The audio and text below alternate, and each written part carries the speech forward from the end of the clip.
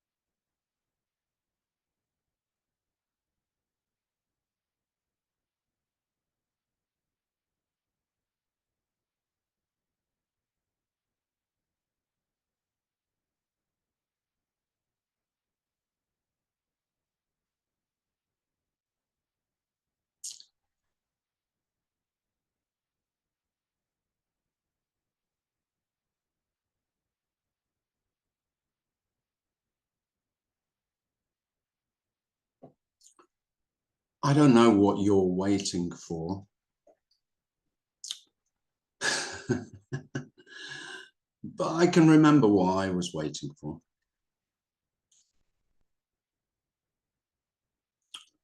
I was waiting until I knew the absence of myself, because I'd made myself the problem.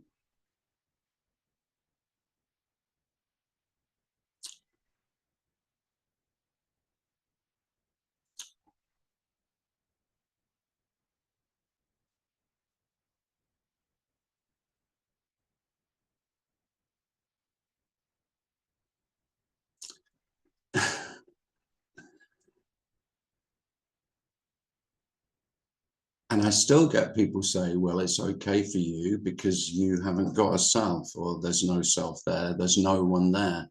You're no one. You're nobody. Which is really funny as a thing to long for, isn't it? Which it was.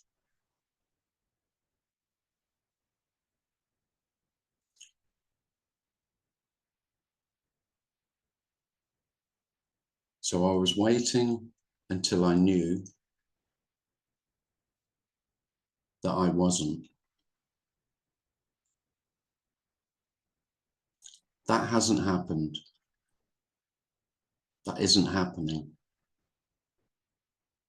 There is no one to know the absence of the one who would know.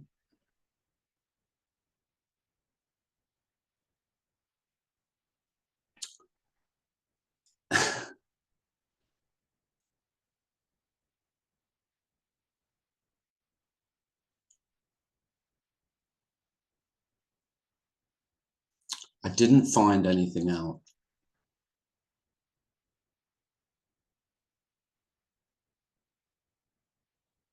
All that seems to have happened is the one who was looking, seemingly, the one who thought that they could find something else. The looking stopped, the searching stopped, the questions stopped.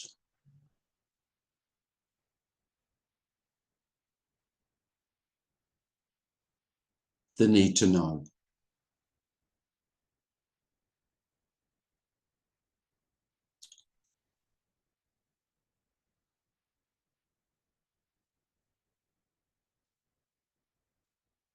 And the wonder is that this doesn't need to be known anything about.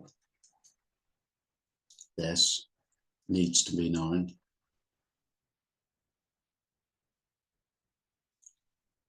In order for this to be exactly as it is. any knowledge can be interesting, but irrelevant. So knowing can seem to still happen. It just doesn't have any importance. And I put so much importance on what I knew.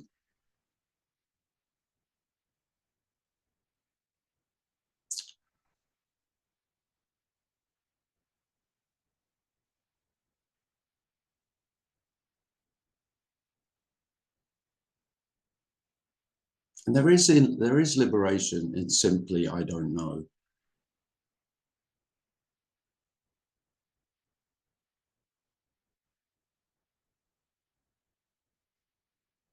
I was always afraid of saying, I don't know. I should know.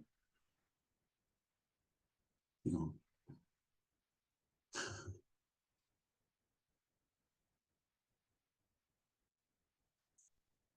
Always the sense of those who are in the know were superior, that sense of more knowledge. Well, more knowledge is more power. But when there is no power, when there is no one who is any more powerful than anyone else,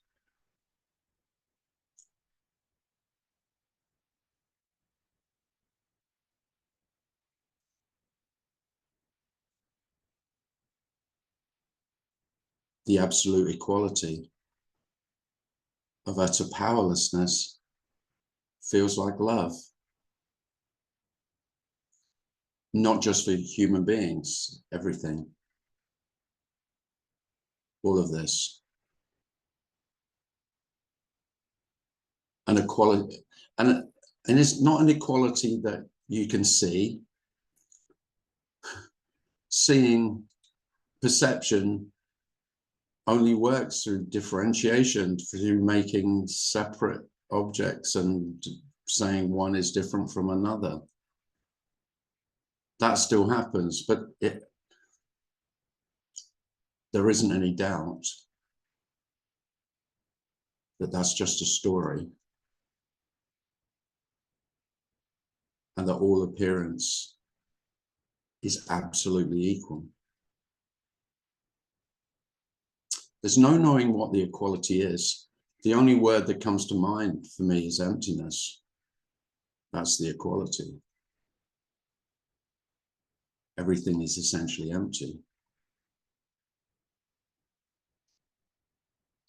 But that sounds as though, or it can sound maybe, that can be seen or recognized. But there's no recognition of emptiness. The only way I can speak about it is to say it's a felt sense of emptiness. But it's undeniable. If the emptiness of everything is obvious, then it is. And it's unquestionably obvious. I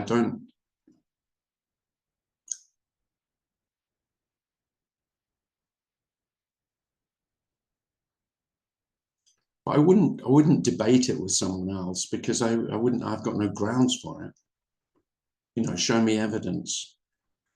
Show me, okay, so what do you mean by it? I don't know. There's nothing to be known about this. You can only talk about that and all the different that's, and how one that relates to another.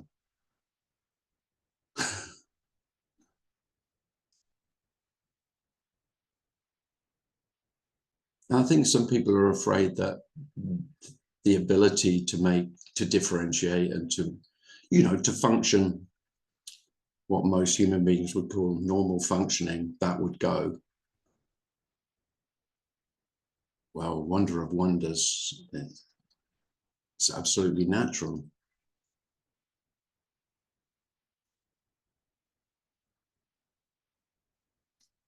You just don't believe it anymore.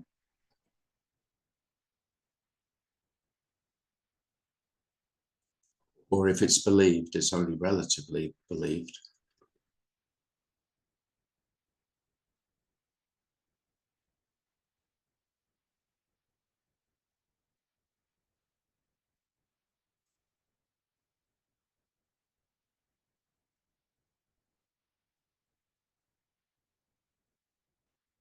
And so in one sense, nothing matters. And that can sound heartless and unfeeling. And yet there's so much more love. It makes no sense at all that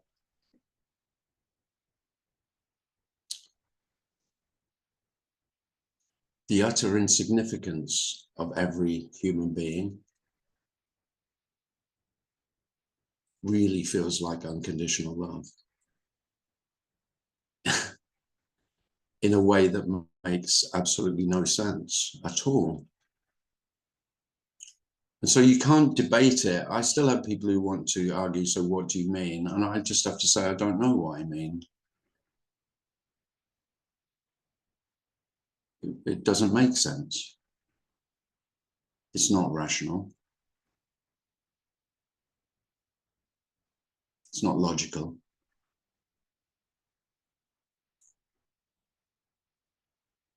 It's not that I came, after all my studying, that I came to a conclusion and worked it all out.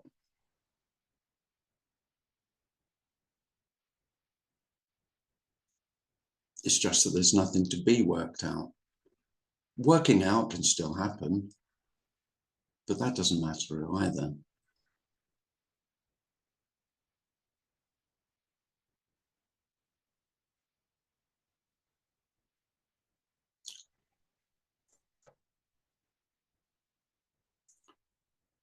And I, like you, had fantasies about, okay, so how would it be if I didn't know that I was myself? And of course, I thought it would be wonderful. I had lovely fantasies of, freedom from, particularly freedom from all the feelings that I didn't want to feel. Well, that wouldn't be freedom, would it?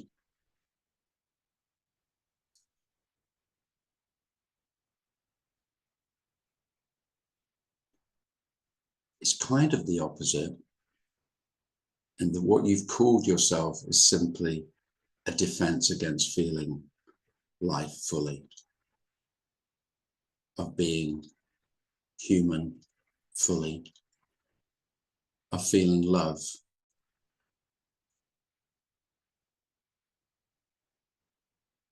I was always afraid of love. I always had to make love conditional to keep it reined in, not wild and free, because it's terrifying for me, totally out of control.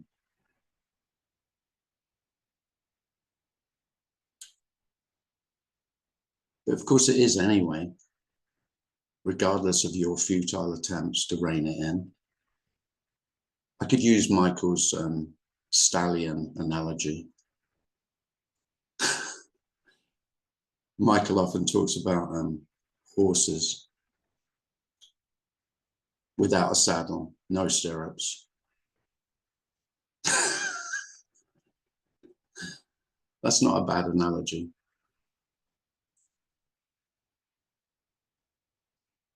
Of course, everyone longs for that, but you're not going to get on that wild stallion without a saddle and stirrups because it would be crazy. So self, wants reins, wants to control.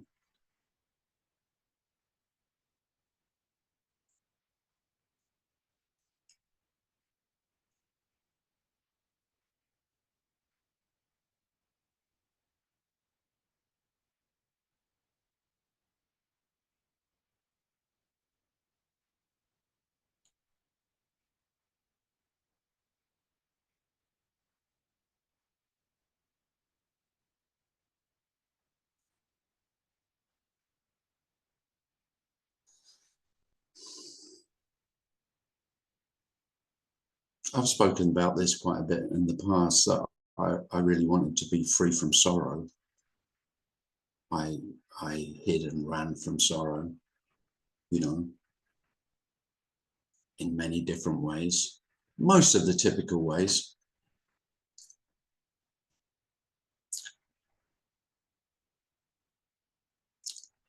So when I say this isn't what you want, I mean it, because self wants more control, not less.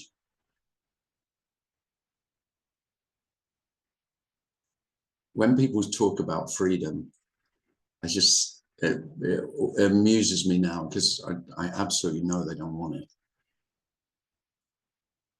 They want freedom on their terms, their idea of freedom.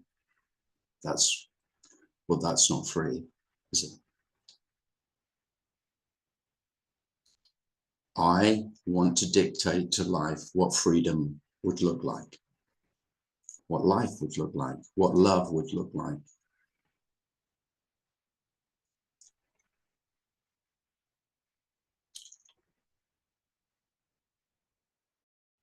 And in the story, you could say, just got to a point where it was obvious that no one was listening. Whatever demands I made of life, whatever questions I asked, there was no answer. It wasn't that I got the answer that I didn't want. It's just literally silence.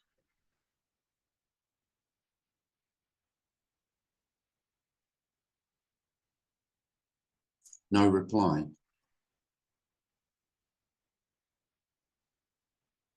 And it can feel devastating if it becomes obvious that life's never seen you.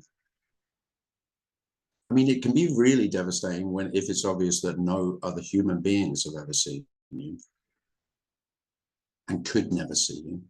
But then there is something slightly more devastating than that, which is however you've envisaged life, whether it's as God or, you know, this idea of there's a benevolent force that knows you and loves you. I mean, that could be a fucker if that is seen to be a delusion. And yet, there's the love. That makes no sense.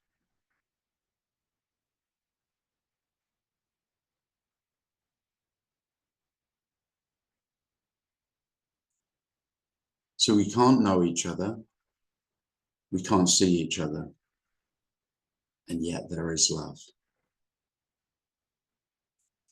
What more wonder could there be?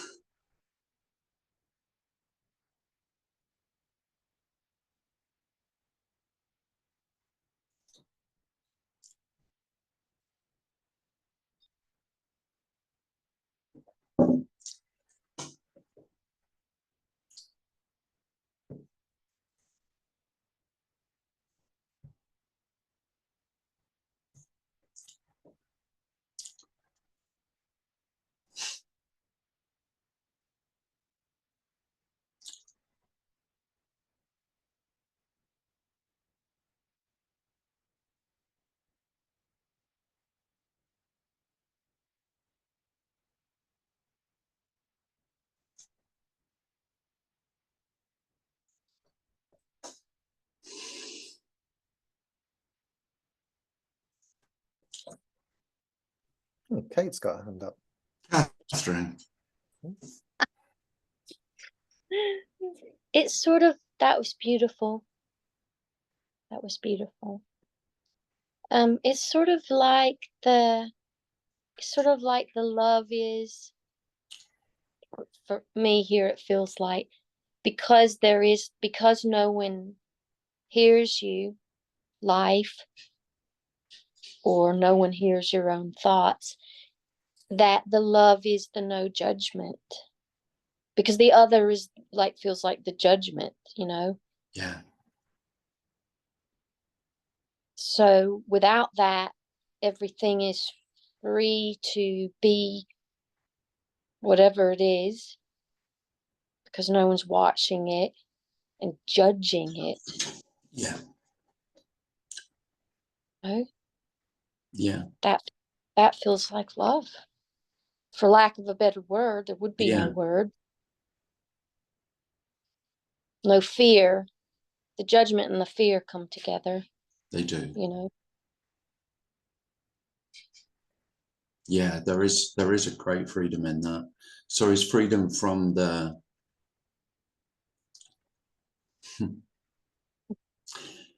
I mean, it isn't freedom from other human beings' judgments. Of course, other human beings make their judgments.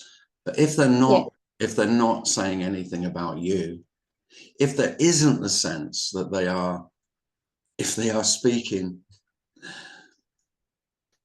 about essentially who you are, Yeah. then of course there isn't, it doesn't evoke great fear like it does for me when, okay, what they're saying is really, by the way, self is very particular about who it takes judgment seriously from. If I think the person's an idiot, then of course I couldn't give a shit about their judgments. But those whose opinions I hold dear, it can be crushing. Yeah. But the greatest freedom of all is not from the judgment of others, it's from my own judgment of myself. Absolutely. Yeah. Mr. Freud, Sigmund, came up with the superego for that voice, which, you know, I couldn't see anything super about it when I was studying psychology. I thought, what a wanker, what a bastard he is, that superego, just putting me down constantly, making me feel shit.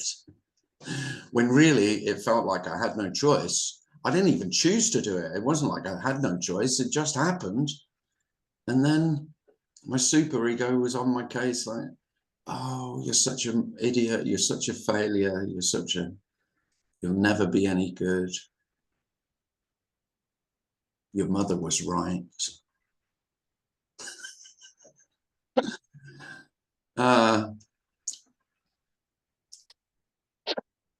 Superego, yeah. The judge, the jury, and the executioner.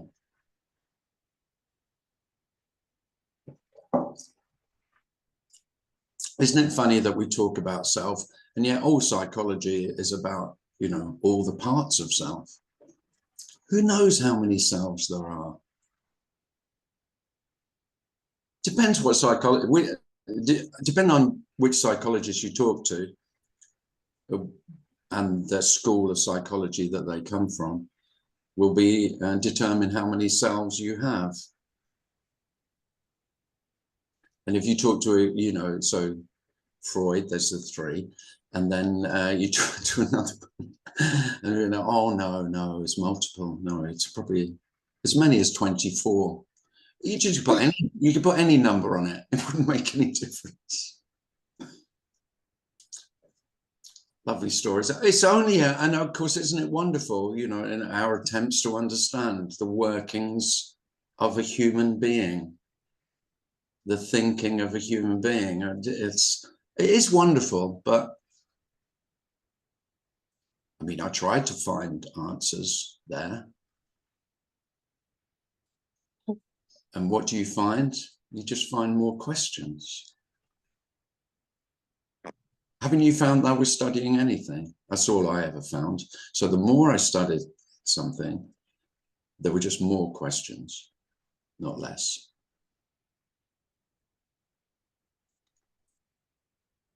And it can just be obvious that life isn't asking any questions.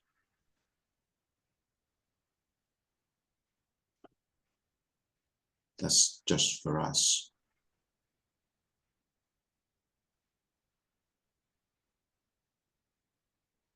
Michael has his hand up. Hi, Michael. Hi, Tim. For a long time, I couldn't relate to or didn't understand your statements about how when the war is over, what's left is love. But this morning, I was thinking that feeling of sublime comfort, living in the comfort zone, is akin to the feeling we get from love. I don't see love as a thing in itself, but as a chemical reaction in the brain, a beautiful, wonderful chemical reaction.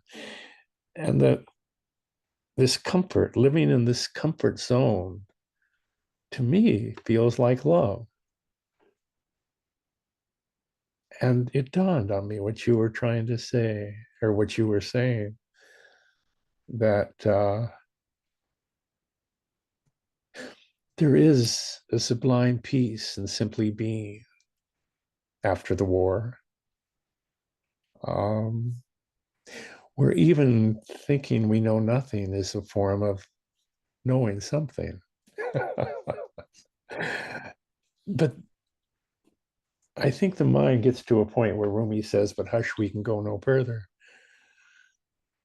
That any thought about thought winds us back into a conceptual conundrum from which there's no escape. Somehow, I believe that the brain makes peace with that, makes peace with the joy of being, of loving. I see human beings as the living jewel of the universe, the place where the universe gets a fleeting glimpse of its own self, of its own wonder and mystery. I think we're the only place in the universe. Bluebells and buttercups, the smell of lilacs in the brain, the memory of the first kiss and the last kiss. You're such a romantic, Michael.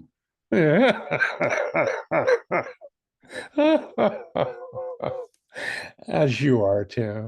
But you're in a different league of romanticism to me. You love. I watched those boys grow. Well, wasn't that something? God. And someday soon, if not now, you're cheering at the edge of a field going blank, watching them run and kick the ball and screaming. Oh my God, it's so wonderful. I raised a son through all the sports, soccer and baseball and skiing, and Yeah. the joy of that. Just the joy of being without anything in particular. Yeah. I stay home almost all the time. I have.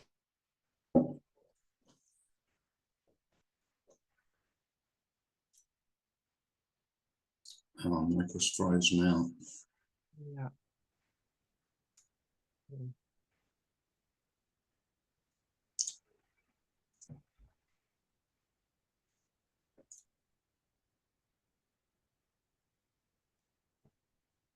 think you might have disconnected.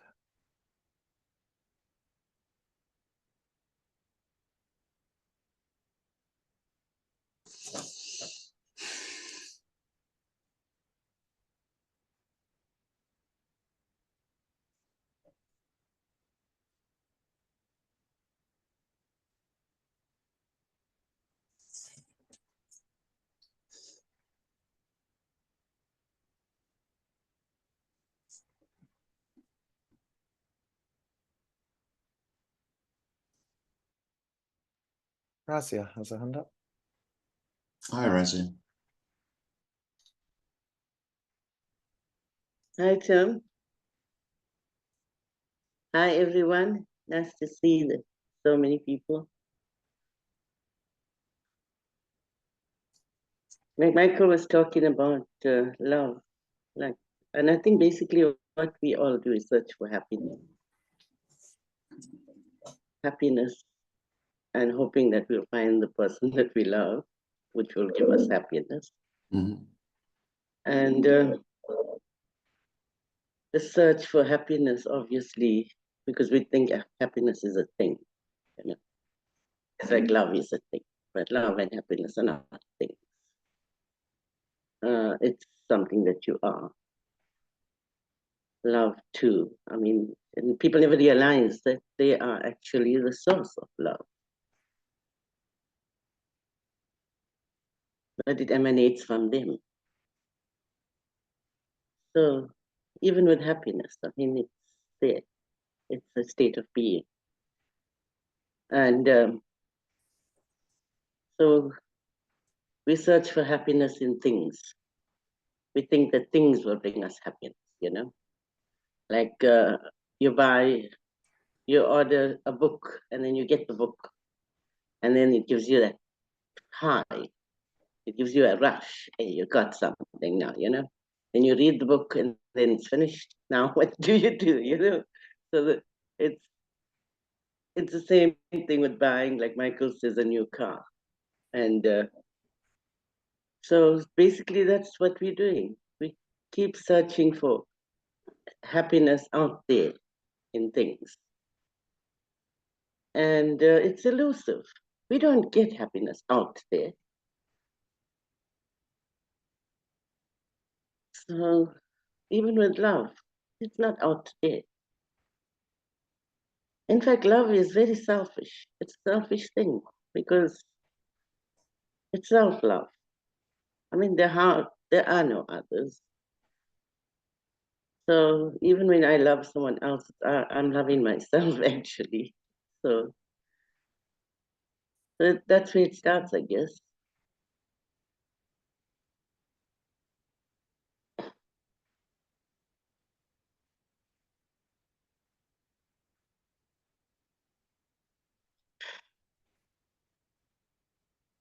I'm just stuck. Even when it comes to like love and beauty and happiness, it's not separate from us. As long as we see it as separate, I mean, beauty only exists because we see it as being separate from us, you know. But there is, but when there's no separation, there's nothing, there's no things. So where's the beauty, you know?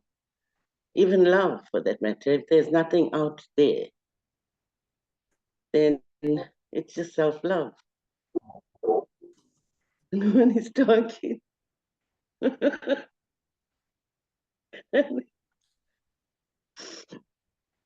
Yeah.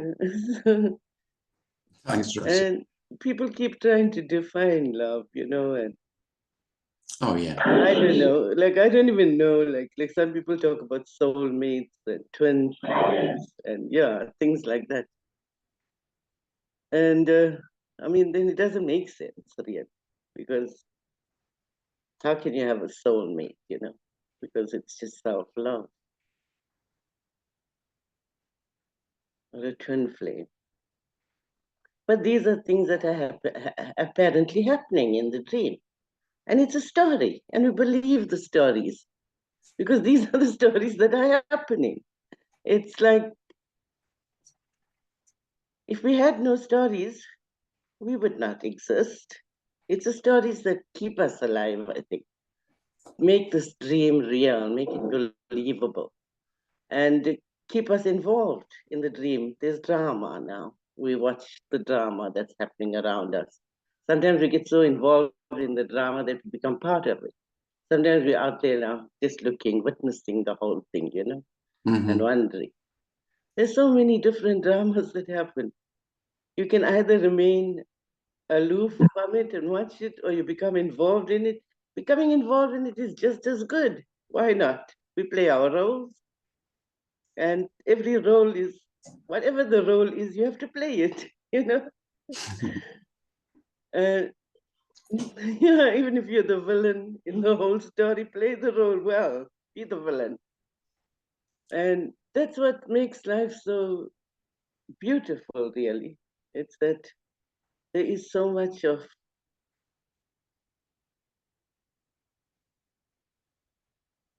stories, so many people emerging. You get to know people, you fall in love with these externals. And it's what life is, makes life so beautiful.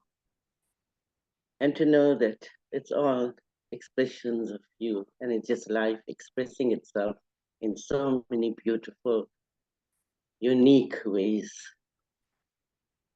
Thanks, Rosie. Laura has a hand up. Laura. Hello, good evening. Hi, Laura. Hi. Did I hear you earlier say that you don't believe in functioning anymore or functionality? Actually, every time anyone asks me, did I say something, I haven't got a clue whether I said what I said. I'd have to listen to a recording.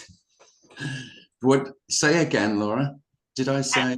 Well, it just caught my, it just like I thought I heard you saying that you don't believe anymore in functionality, in being functional, and that somehow caught my interest, and I wanted you to speak more about it. That's all. No, I don't think I said that. No, I think what I probably said is something like, what self is convinced that because I'm the doer, I'm the one who's spinning all the plates, keeping this shit show, as I usually call self's life, spinning all the plates.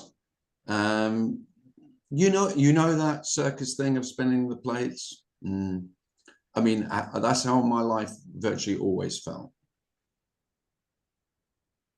And then, against my wishes, not by my doing at all, the plates fell one by one, seemingly slowly, and then all at once. You know, if this plate stops spinning, they sort of all slow down at the same time, and then they all fall and smash to the ground. And for a while, that is how life felt. And then there was a real feeling of being dysfunctional, because I was terrified. If I can't spin the plates, how would I live? How would there be life? No, even more than how would I live? How would there be life? Because, I mean, the arrogance of self knows no bounds. I mean, it really is that I am holding life together. That's the sense of me has that, of being in control. And so there was a great fear for me of becoming dysfunctional. Now, when it felt that I couldn't go to work anymore and continue doing what I'd done for 30 years, I was terrified. You know, that was quite a big plate to fall and smash on the ground, seemingly. But really, so in that sense, it's not that I lost belief in functionality. Functionality is totally natural. And then superimposed on that natural functioning, natural being, is me and my demands of how life should look for me, that life should fit in with my expectations, my demands.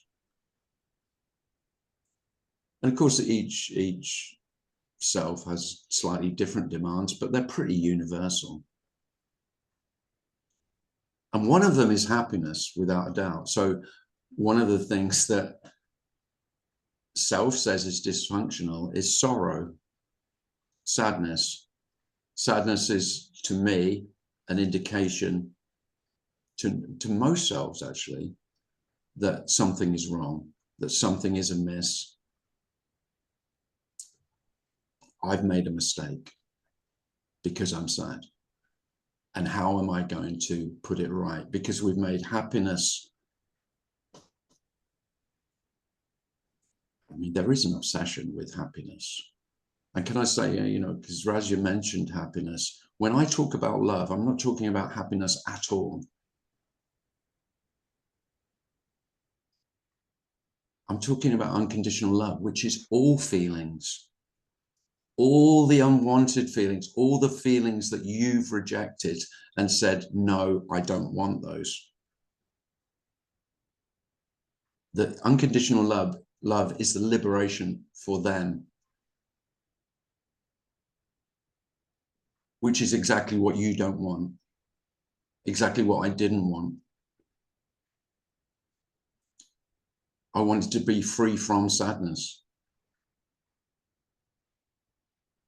Well, sorrow is just as natural as happiness, just as natural as joy. And of course, the more you inhibit sorrow, the more you inhibit joy.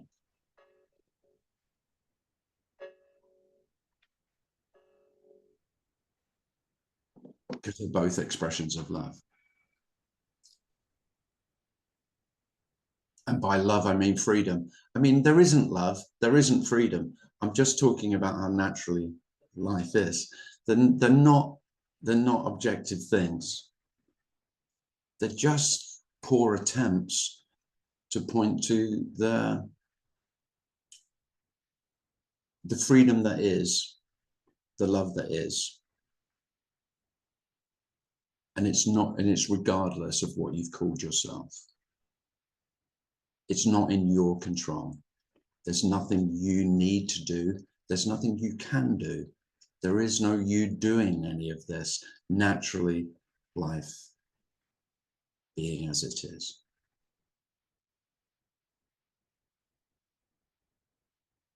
So no, functioning is completely natural, Laura.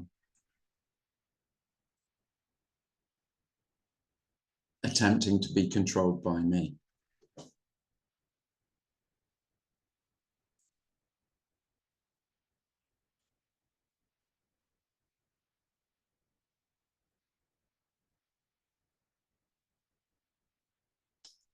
And if anything is revealed, it's revealed that I never did anything. I'm not doing anything. I never did anything. I never will do anything. There is seeming doing. That's it.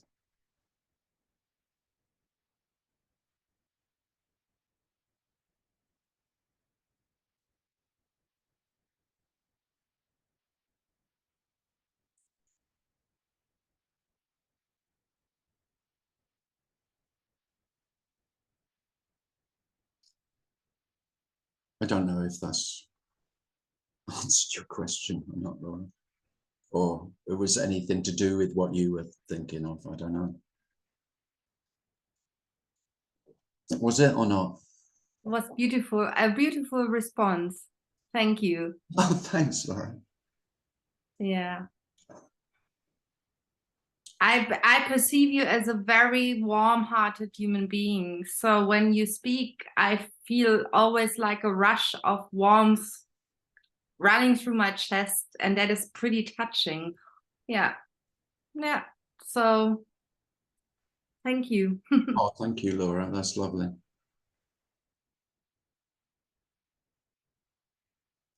No, because self has an obsession with good functioning, you know, and what can I do to function better? But of course, the trouble with self is that it's never good enough, is it? I can always improve my functioning, no matter in every sphere, really, in work, in relationships, with family, in leisure. It's endless. You know, really, I am the sense of incompletion. I'm not good enough and I can work at it. And you notice how most selves reward other selves for all their diligent hard work of how much they've improved. And, you know, we just go around stroking each other's egos all day long about, oh, haven't you done well? Yeah, you've been. And then really looking for those who haven't improved as much as you have so you can stroke your own ego a little bit. Shit, really.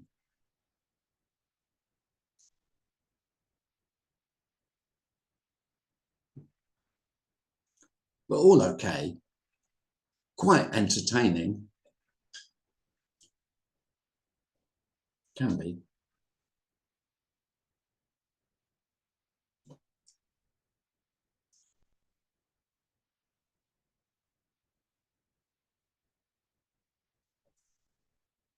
David. Hi, Tim. Hi, David.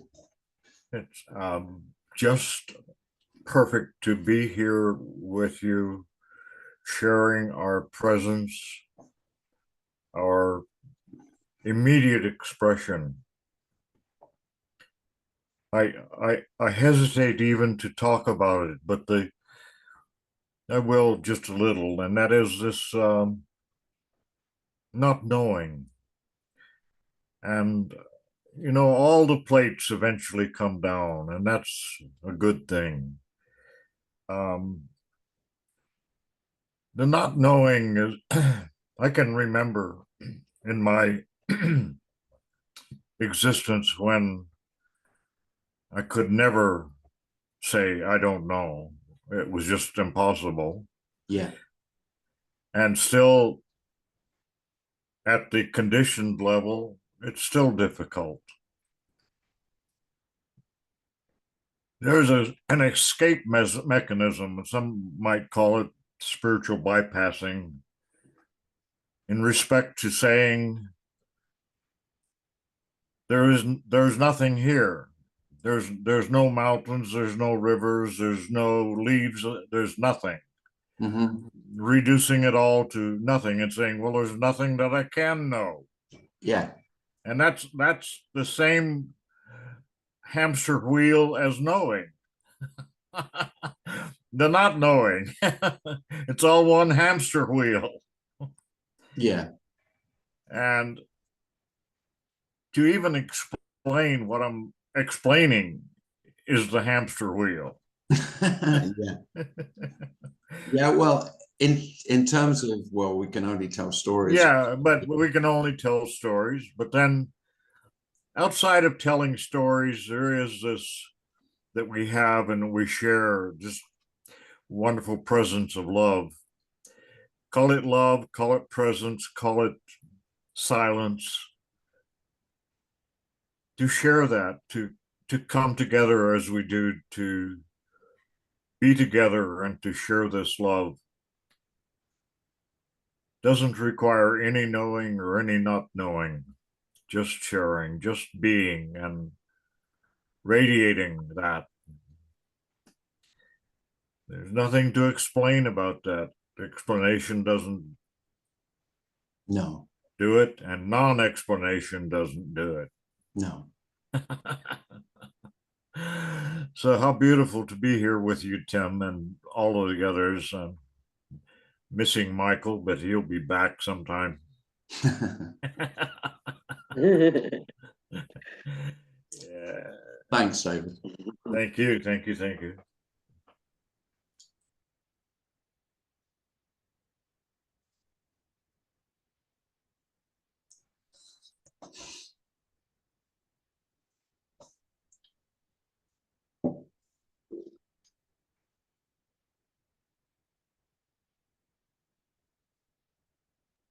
Kate has a hand up. Go ahead, Kate. Kate. Tim, Yes. say a little bit about, just because well, what I want to say is it's like we've always been dead. But since quote, we've always been dead, we're not really dead. Like, that's where the that's where the death and life are not separate. And I wanted you to just talk a little bit about that, because it's very easy for thinkers to get in there and not be able to try to get in there, try to make a space between death and life, even though it feels so obvious that, well, it's just like there's never been anyone here. Mm-hmm. And yet there appears to be life. Yeah. So we're calling things life and death. Yeah.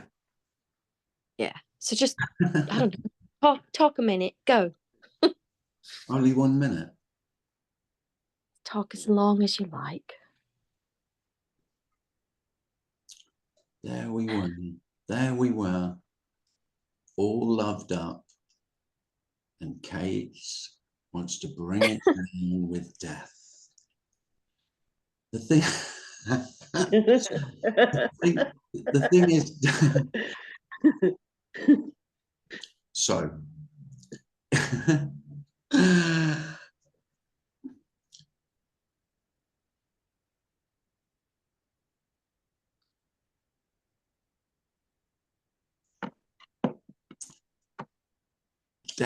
death is ever present. as life. Birth is ever present as life. So this is being born and passing away, dying,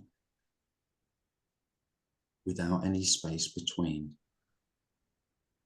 The space between is the illusion. That is where I live. So the whole of time is the illusory space between beginning and ending, between birth and death. Now, whether you say there is neither or there is equally both makes no odds, because they're not two.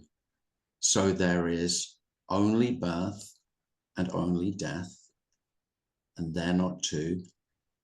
And there is no death and there is no birth, because they're not two. So this, it's not quite what Kate was speaking about. I think she's suggesting that we're all dead already, which, I mean, how wonderful that we are the living dead. I mean, I like a zombie movie just as much as the next guy. So the living dead is fine by me. If death is ever present, I will say there is great liberation here, because the fear of death is at the root cause of most existential fear for most human beings. Most people, if you're a therapist and you talk about fear, you usually get down to death at the bottom. Not always, but quite often. You know, if you keep going down the layers, so you're afraid of that, why do you think you're afraid of that? What's your biggest fear if that happens? What does that mean? And then you go down and you get to death. Well, I'll die. What we're talking about is there is no possibility of dying for those who are not alive. There is only life, which is already always passing away. Death is here, not waiting for you. So most fear of death is not fear of death, but is fear of the anticipation of it. Anxiety about how much time I've got left. Well, you've got no time left. So that is both wonderfully liberating and dreadful. It's not one or the other. It is both. There is only this. This isn't, I mean, we can talk philosophically about this and, you know, whatever spiritual ideas you might still have. But really, I mean, there is only one thing being said in these meetings. I could talk all day, but there is only one thing being said, and there isn't anything other than this.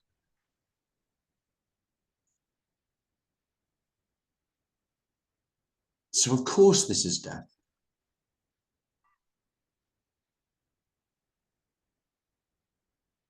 There is no death to come.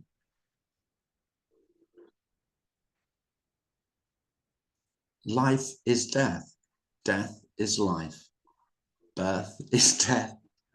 Death is birth. Always being born. This is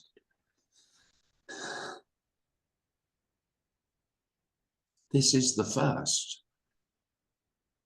I mean, what more wonder do you want than this is the first moment? This is the birth.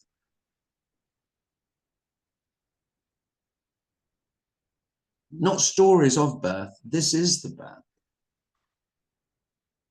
And as it's born, it dies. And there is no space in between. There is no space in between where you could live.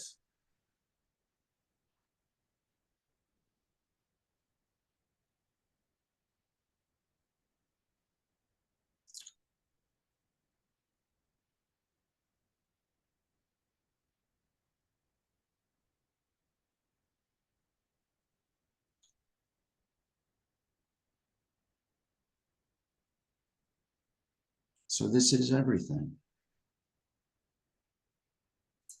the Alpha and the Omega.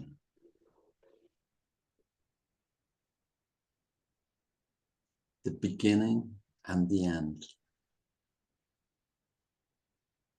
And you will not find anything between them.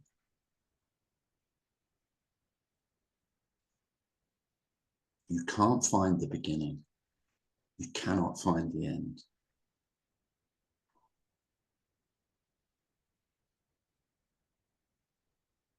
If you do, let me know.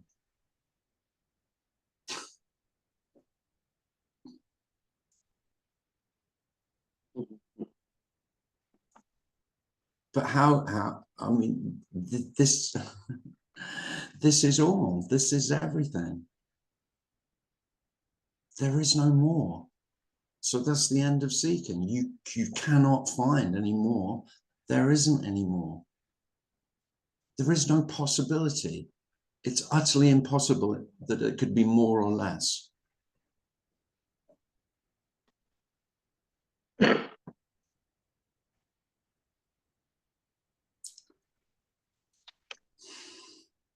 Well,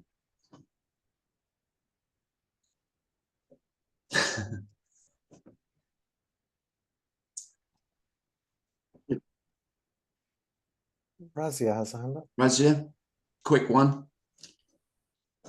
Yeah, okay. Although there's no birth, there's no death, I mean, it's just like a thought. Thought arises, it dies. A thought arises, it dies. But it is in the apparentness of life, this in-betweenness that my Tim talks about, that we seemingly get to experience all this, that seemingly there is a shift that is happening and this is happening. That's the whole beauty of it, that although there's only, it's just a thought that arises, but between birth and death is where we experience life, where we experience the shift, or whatever it is, where we are seekers, where we are sages, or whatever. That's the beauty, that we live, we seemingly live in that gap, the gap We don't. between beginning and ending, you know, we live here. There is no gap, Razia. Yeah, but I mean, there is no gap, but that's the apparentness of life, that we are all, I mean, that I can now sit here and talk to you as another, you know? It's what we experience. And where experience happens. Yeah, it can And see. where seemingly there is some sort of a moksha happening as well, where we are feeling this love and beauty and seeming unity. Don't tell me there is no unity.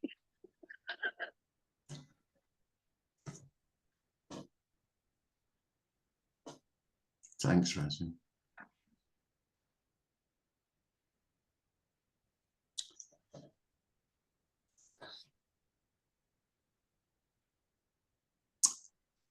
Well, thanks for coming, everyone. I won't have a meeting next week because I'm flying to Copenhagen. There is just a tiny number of places left. If you'd like to come, you could still come to Copenhagen next weekend. Not this weekend, the one after. So that's the first weekend in October. So there won't be a meeting next week, hopefully the week after. And if you would like an invitation sent to you, then just email me and I'll put you on the email list.